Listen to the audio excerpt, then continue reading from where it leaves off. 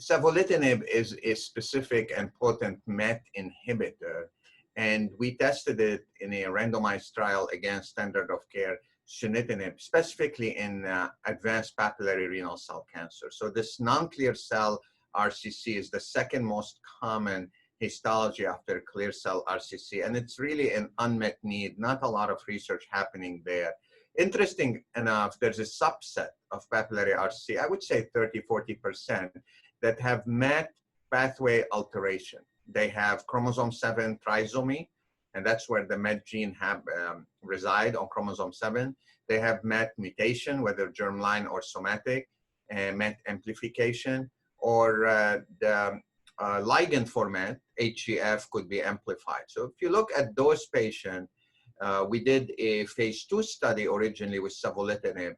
And if you are MET dependent, let's say you have these abnormalities in your tumor, the response rate is 18% versus 0% if you do not. So we launched a phase 3 trial in MET dependent, MET driven papillary RCC versus sunitinib.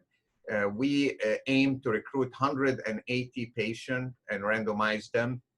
Unfortunately, after 60 patients, we had to stop because at that time, the result of an ongoing epidemiological studies did not show us that MET alteration are prognostic or predictive of sunitinib.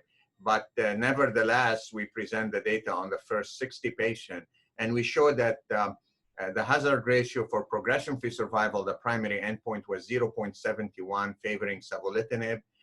For overall survival, 0.5, favoring savolitinib also. And the response rate were 9% with sunitinib and 27% with savolitinib. That's a pure MET inhibitor against sunitinib, which is a a non-specific, if you want, VEGF tyrosine kinase inhibitor targeting VEGF receptor and other. So that's interesting. Of course, we cannot have a lot of conclusion drawn from this small number. It's intriguing and justifies continuing to explore savolitinib in future trial in MET-dependent papillary RCC. And one thing I want to add is that the toxicity profile of savolitinib seemed to be better than sunitinib overall.